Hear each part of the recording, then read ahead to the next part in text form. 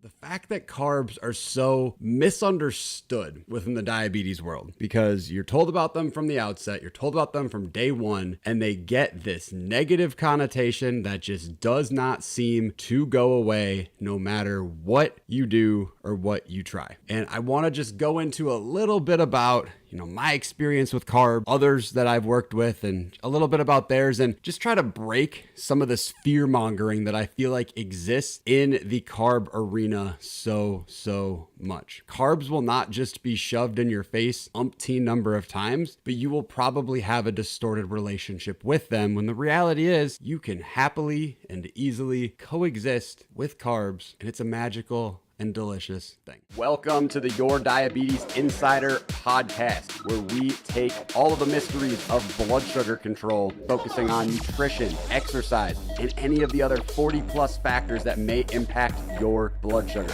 If you don't know me, my name is Ben Zeal. I'm a registered dietitian, certified diabetes educator, strength and conditioning coach, and I've lived myself with type 1 diabetes for over 20 years, and I am here to share everything that I have learned in both my personal and professional experience so you can live that incredible diabetes life. So get ready and let's dive right into today's episode. All right, welcome to this week's episode of the Your Diabetes Insider podcast, and I'm hungry right now, which makes me think a little bit about carbs and the fact that carbs are so misunderstood within the diabetes world because you're told about them from the outset, you're told about them from day one, and they get this negative connotation that just does not seem to go away no matter what you do or what you try. And I want to just go into a little bit about my experience with carb, others that I've worked with, and a little bit about theirs, and just try to break some of this fear-mongering that I feel like exists in the carb arena so much. Because if you're not careful and you're diagnosed with diabetes, regardless of the type of diabetes, within a few weeks, carbs will not just be shoved in your face umpteen number of times, but you will probably have a distorted relationship with them when the reality is you can happily and easily coexist with carbs, and it's a magical and delicious thing. So first thing out of the gate, I'm not here to tell you, if I don't work with you directly already, I am not here to tell you whether you should eat carbs or you should not eat carbs and what is best for you. So I want to just make that a very clear point. I'm not here to tell you that you must eat a ton of carbs or you must eat no carbs. Ultimately, your goal, and what I studied for a while when I was doing my, at the time, PhD, is finding out what that optimal number of carbs is for your body. And your body is different than my body, is different than the next person's body. So Billy might need 220 carbs per day. I might need 140 carbs per day. And both of those numbers will help us with our respective blood sugars. So before anything else, I just want to make that notation because somebody inevitably is going to say, but Ben, you said that I'm not going to say anything. This is all just to reduce some of the fear mongering around carbs. You could also argue this goes around different types of food as well. And as a registered dietitian, obviously I went into this field partially shaped by my experience living with diabetes once upon a time. And growing up, it was not the easiest thing because I'm diagnosed, I'm 7 years old, I'm on the way to turning 8. Lo and behold, there's carbs. What are kids' favorite snacks? They tend to be carb foods, right? You've got crackers, you've got cookies, Teddy Grahams, Goldfish, you get the idea. They're everywhere.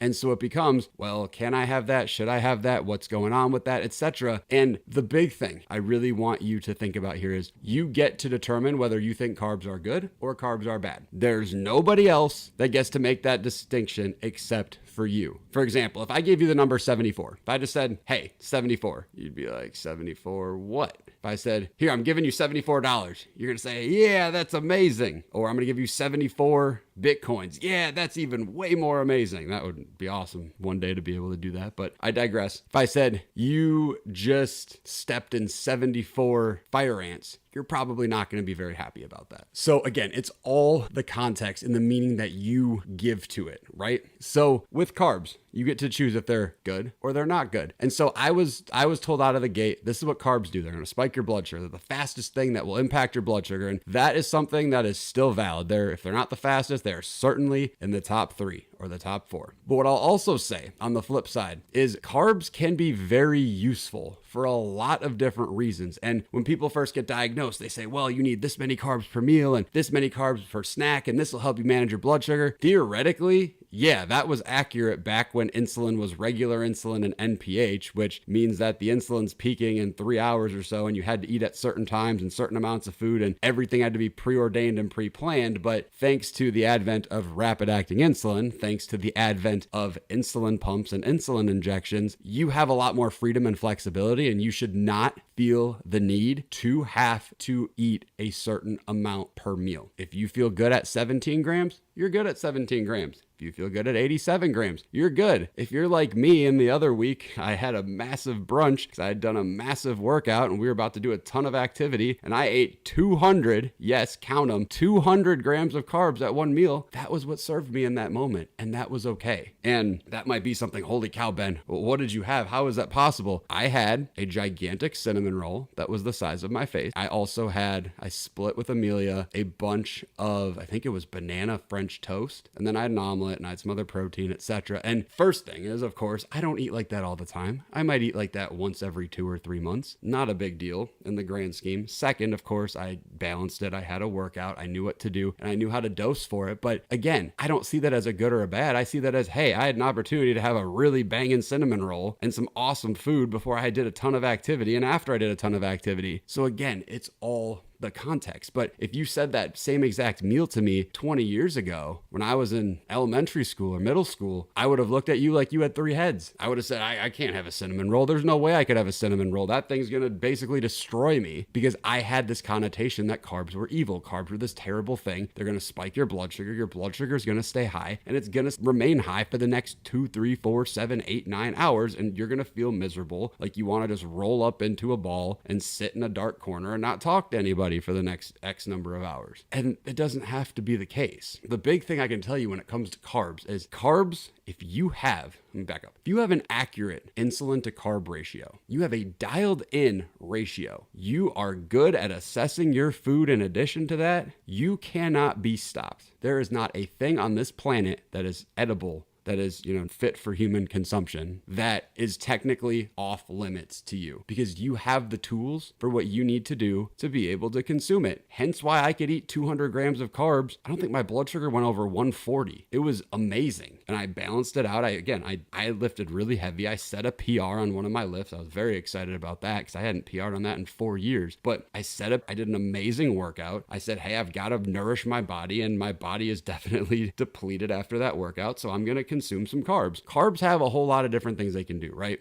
So of course, everyone says, what are carbs? Well, carbs are energy. Of course, they can be energy. What carbs also have the capability of doing is storing energy in the form of glycogen in your muscles and in your liver. And if you're like, well, what is glycogen? Why should I care? Pretty much, think about if you're running, whether you're running from a bear, you're running on a race, whatever, you're running down the street, your body has this amount of carbs that you've eaten your most recent meal. It'll burn through all that eventually. You're going to digest it. You're going to use it. Your body burns fuel just existing. Well, eventually you run out of that fuel. It's time to refuel the gas tank. Hence why we eat multiple meals. Many of us do throughout the day. And if you've burned through the gas tank, you've got to have reserves somewhere. And while everyone says, well, what about body fat? That's a great option. But at the same time, body fat is something that will be a little slower. If you need that faster acting energy source, that is where those stored carbs are. Literally just stores big branches like trees, big old trees. Those big trees you see outside, like the oak trees, and they've got a ton of different branches and they got birds and nests and all that. That is what the glycogen is like. And it's just sitting there, branches of carbs just sitting there waiting to be used. And when your body says, hey, I'm running around, I need some extra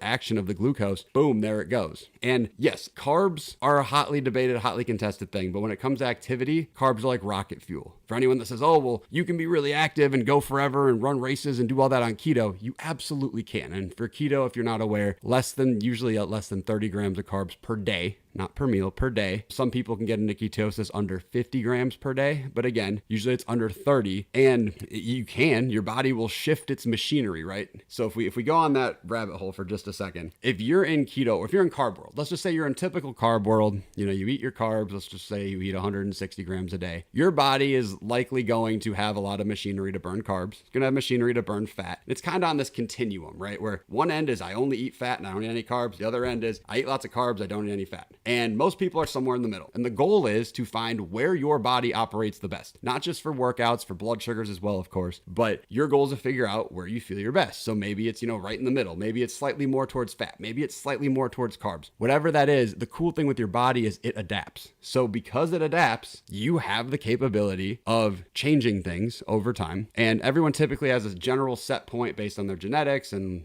their ancestry and all that. But you can theoretically change different areas of where you are. So when it comes to these people who say, oh, I only eat low carb, they may be people that feel better eating very little carbs, and the machinery in their body has adapted. So a lot of times when people say, oh, I run really far, or I do a lot of cycling, I go 100 miles and I don't eat any carbs, they can do that very often because their machinery, remember, instead of it being on the all, carbs or in the middle of the carbs and fat spectrum, it's all the way over to the I barely eat any carb spectrum. So it's all fat burning machinery. Fat burning meaning fat as fuel. So they're consuming lots of fat, they're burning lots of fat because that's their fuel source instead of consuming lots of carbs and burning lots of carbs. There's my nerding session for the day. I hope you had some fun listening to that. But anyways, I digress. So if we go into the low carb aspect of things, some people will say, well, carbs, if they make your blood sugar spike, make your blood sugar go crazy. Well, what if you just didn't eat them? There's some validity to that. Absolutely. You could say, well, if I'm not eating enough carbs, the blood sugars are less likely to spike, so I'll just go low carb.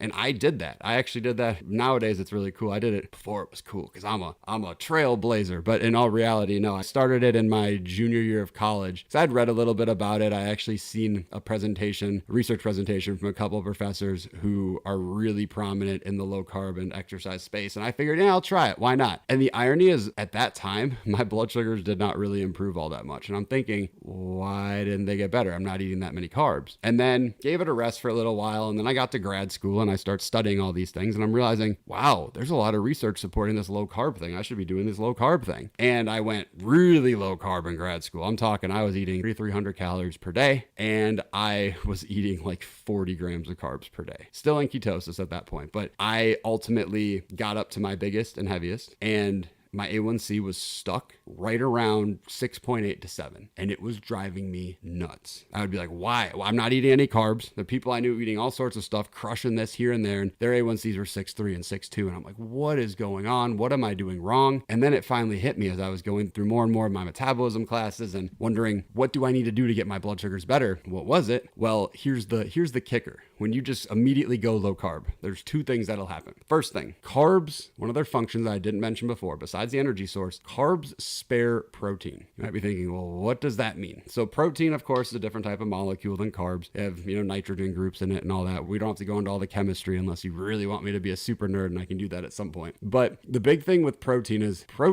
typically spared. So what carbs will do is they'll do what you remember from the movie The Hunger Games, where the girl goes, I offer myself as tribute, and she gets to go into the game instead of, I think it's her sister. I don't know. I watched the movie a really long time ago. That's besides the point. They offer themselves as tribute. So the protein isn't going to get broken down. When there are no carbs, that protein is not protected. So I'm eating 3,300 calories a day. I'm eating 40 grams of carbs. There's not enough carbs to protect that protein. So some of that protein is being broken down through a process called gluconeogenesis. And it's effectively reverse of glycolysis. It's slightly different, but that's besides the point. Again, I like to get into the weeds sometimes. So do my best to reel myself back in. But needless to say, the protein gets broken down into glucose. And ultimately, cut the part with glycolysis. The protein gets broken down into glucose. So then what happens is once it's broken down into glucose, it raises your blood sugar. And it can do so at the effect of about 1 gram of protein turning into about 0.6 grams of glucose. Well, now imagine that you eat 80 grams of protein. That could be the equivalent of 48 grams of carbs. And if you're not thinking about that from a dosing perspective, your blood sugar is going to go to the moon. And it's going to be there for a while because you're not expecting this protein to break down. And then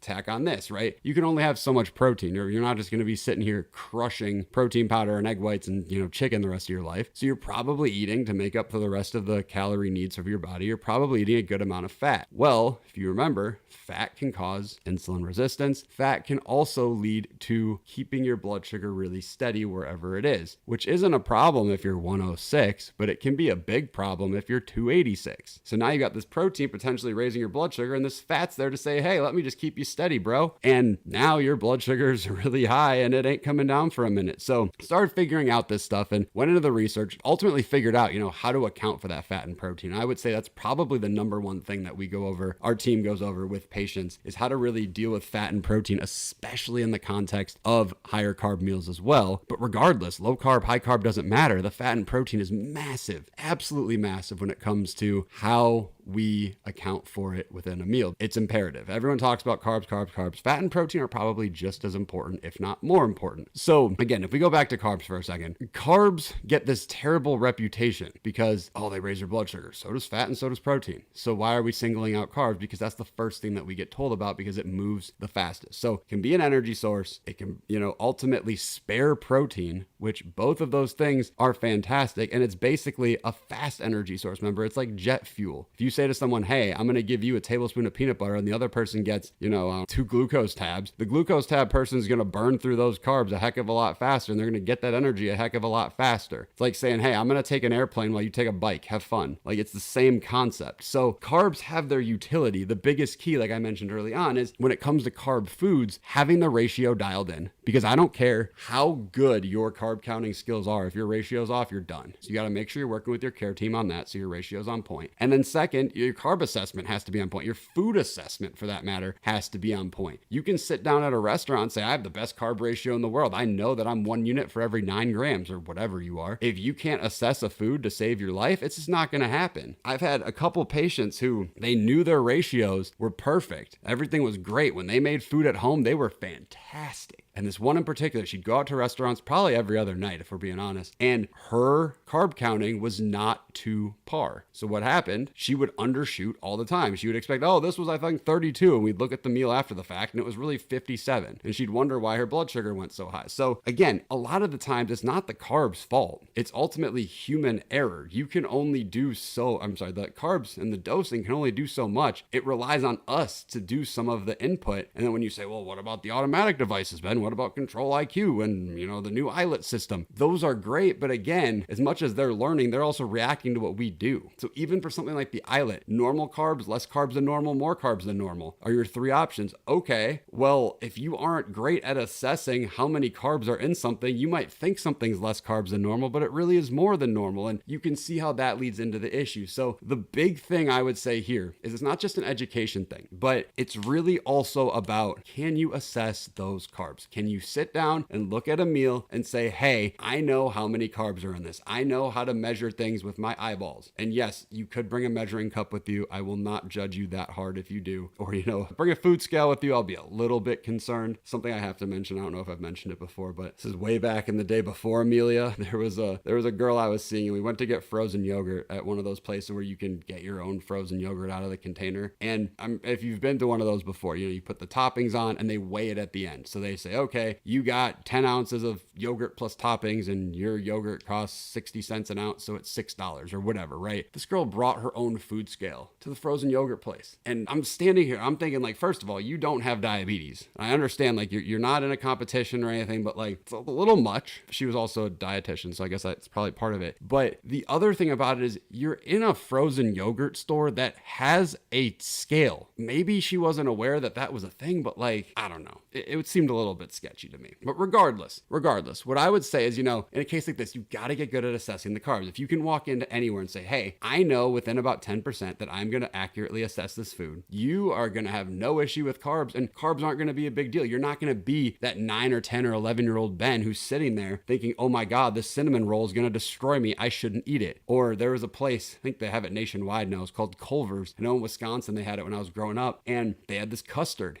And I can count, I think, on one hand the number of times I ever had that custard. And I haven't had it since I was 12. Probably should do it. If I should do it, if you think I should try it again and give it another go, definitely, drop a comment or drop me a message. But had this custard, and I remember I think I was in 5th grade. And that stuff, I went to 400 like that. Nobody's business. Just boom, 400. And it took forever to come down. I felt like garbage, but I had no idea how to assess it. I had no idea how to dose it. My ratio was obviously completely wrong. It obviously is a different story now. So again, I'm not saying that I'm always perfect with my dosing. I'm not saying that I'm always perfect with my assessment of carbs. We all mess up, but if you're able to get good repetitions in and you're reinforcing the quality repetitions, carbs will not be a thing to be concerned about. They will just be a thing that helps you fuel should you decide that you want them as a part of your life. And it's an option. You could say, hey, I feel my best at 106 grams of carbs per day. That's a really specific number, but I feel my best between 100 and 110 grams. If today I only eat 75, I'm okay. If tomorrow I only eat, 80, I'm okay. But on the flip side, if I decide I want to have 160, I know within certainty that I will have the ability to do this with success. You don't have to make carbs harder than they have to be. I feel like with diabetes, a lot of times people make things a lot harder than they should be or than they need to be. And it doesn't have to be that difficult. Now, of course, carbs, there's going to be the glycemic indexes. I can go over that in a different one if you want me to go into the minutia on that. I think that would be a fun topic. So let me know. Shoot me a message on that or drop a comment if I should do one on glycemic index. But ultimately, don't let carbs freak you out. They can be as scary as you allow them to be. It's kind of like anything else, right? It's kind of like something that makes you nervous. Maybe it's public speaking. Maybe it's, recording a video of yourself and posting it on your Instagram story or something. Whatever it is, you can make something really, really scary, or you can make something, it's not a big deal. It's all how you frame it up here. It's like anything else in life. Carbs can be as scary as you want them to be. And there's actually a camp of people that only eat carbs and they say no fat, no protein. That's what causes insulin resistance for me. And all they eat are carbs. And I'm not a huge advocate for either extreme, if I'm being honest. If I had to pick between the keto world and the only carb people, I would pick the keto people because at least you won't become protein deficient and malnourished. But again, separate conversation there. I would say on that spectrum, right? The only fat, no carbs, and only carbs, no fat, you're probably somewhere in the middle. Now, if you're not sure where you are, you're not sure what amount of carbs is best for you and your blood sugars, you're not sure if your settings are on point and how to assess the carbs correctly to make sure that you are doing everything as good as possible for amazing blood sugars, that is something my team and I can help with. We help with people on that.